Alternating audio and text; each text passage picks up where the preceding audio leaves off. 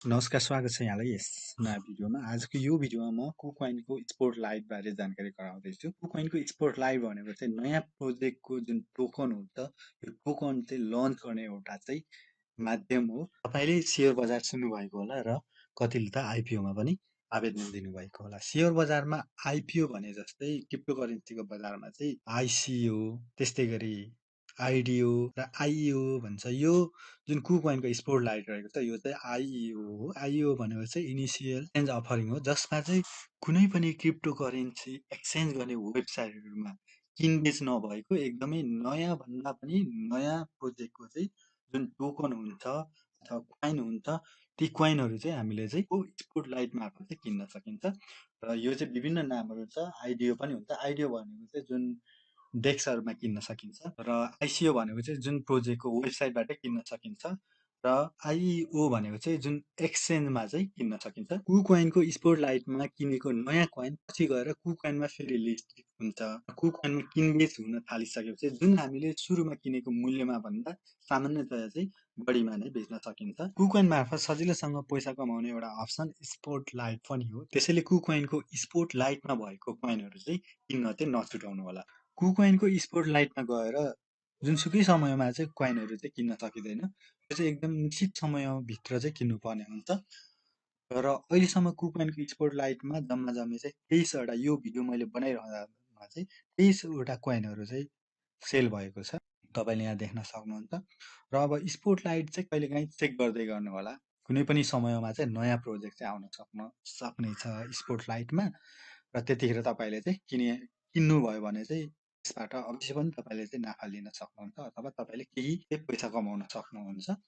र यसको लागि तपाईँले कुकोइनको एकाउन्ट बनाउनु पर्ने हुन्छ। यदि बनाउनु भएको छैन भने भिडियोको मुनि लिङ्क छ, तपाईँले चाहिँ एकाउन्ट बनाउन सक्नुहुन्छ। एकाउन्ट बनाइसकेपछि भेरिफाई गर्नुहोला र आफ्नो एकाउन्ट चाहिँ साइन इन गरिसकेपछि तपाईँले के गर्नुपर्ने, यहाँनिर यो अर्न भन्ने अप्सन छ। अर्न भन्ने अप्सनमा गइसकेपछि यहाँ स्पोर्ट लाइट भन्ने छ, यहाँ क्लिक गर्नु होला। स्पोर्ट लाइटमा क्लिक गरिसकेपछि चाहिँ यो पेज खुल्नेछ र यो पेज खुलिसकेपछि हेर्नु होला स्पोर्ट लाइटमा चाहिँ नयाँ कोइन चाहिँ सेल भइरहेको छ कि छैन भन्ने चाहिँ तपाईँले यहाँ देख्न सक्नुहुन्छ। यो इन प्रोग्रेस भनेको छ, यो चाहिँ तपाईँको उपलब्ध रहेको। यो जुन इन भनेको छ यो चाहिँ सिद्धिसकेको छ र जहिले जहिले यो उपलब्ध चाहिँ हुँदैन, जुनसुकै समयमा उपलब्ध हुन सक्छ र तपाईँले एउटा निश्चित समयभित्र चाहिँ यसमा चाहिँ तपाईँले चाहिँ किन्नुपर्ने हुन्छ स्पोर्ट लाइटबाट नयाँ कोइन चाहिँ। अब किन्नका लागि चाहिँ जुन तपाईँको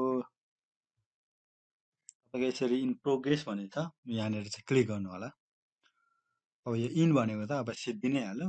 जुन इन प्रोग्रेस छ यो प्रोग्रेसमा भएको चाहिँ तपाईँले हेर्नुपर्ने हुन्छ। अब किन्नको लागि चाहिँ जुन इन प्रोग्रेस भनेको छ यसमा क्लिक गर्नुहोस्। यसमा क्लिक गरिसकेपछि चाहिँ अब स्पोर्ट लाइट अन्तर्गत चाहिँ डिटेलमा तपाईँले चाहिँ हेर्न सक्नुहुन्छ। इन प्रोग्रेसमा क्लिक गरिसकेपछि यहाँनिर देखाउँछ है, अब कुन टोकन चाहिँ सेल हुँदैछ भन्ने कुरा देख्न सक्नुहुन्छ। कुकोइन स्पोर्ट लाइट यो जुन मैले भिडियो बनाइरहँदा चाहिँ यो टोकन चाहिँ यहाँनिर सेल हुँदैछ कुकोइनमा। अब यो चाहिँ कहिलेदेखि कहिले सब्सक्राइब गर्न सकिन्छ त भन्ने कुरा पनि देखाउँछ, अथवा कहिलेदेखि कहिलेसम्ममा किन्नु पर्ने निश्चित समय हुन्छ। जुनसुकै समयमा चाहिँ किन्न सकिँदैन, एउटा चाहिँ निश्चित समयभित्र चाहिँ किन्नुपर्ने हुन्छ।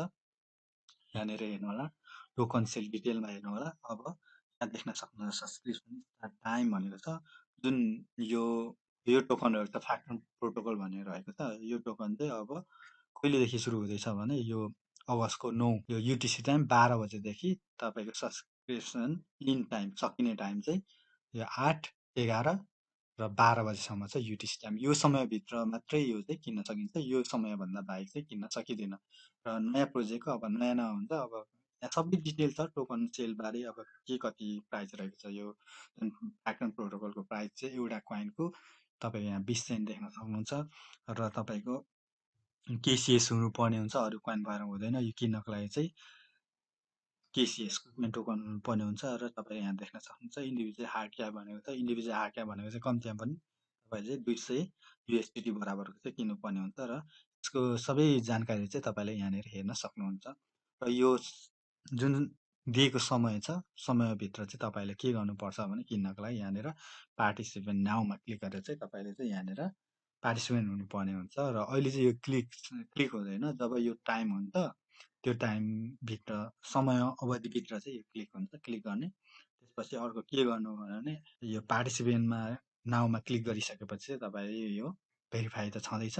यो कन्ट्री नट सपोर्ट भनेको छ, यसमा क्लिक गर्नु होला। तपाईँको कन्ट्री सपोर्ट गर्छ गर्दैन, र त्यसपछि तपाईँले साइन गर्नुपर्ने हुन्छ। र अहिले चाहिँ यो हुँदैन, किनभने यो टाइम निश्चित समयभित्र चाहिँ गर्नुपर्ने हुन्छ। त्यसपछि पर्चेस एग्रिमेन्ट भनेको छ, यहाँ क्लिक गरेर चाहिँ पर्चेस एग्रिमेन्ट हुन्छ, त्यो चाहिँ साइन गर्नु होला। यति गरिसकेपछि चाहिँ अब यो टोकन सेलको मिति सकिएपछि चाहिँ तपाईँको चाहिँ ट्रेडिङ एकाउन्टमा आउँछ। ट्रेडिङ एकाउन्टमा आइसकेको तपाईँको यो जुन यो मिति हुन्छ, जुन टोकन सेलको मिति सिद्धिएको तपाईँको 2-4 दिनमा चाहिँ फेरि कुकोइनमा नै किनबेच हुन थाल्छ।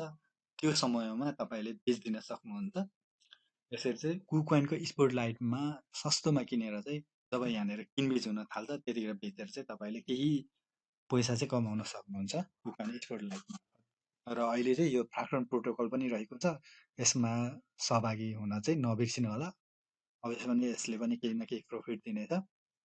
र आजको यो जानकारी यति नै। यो भिडियोसँग सम्बन्धित तपाईँ कुनै प्रश्नहरू छन्, जिज्ञासाहरू छन् भने कमेन्ट गर्न सक्नुहुन्छ।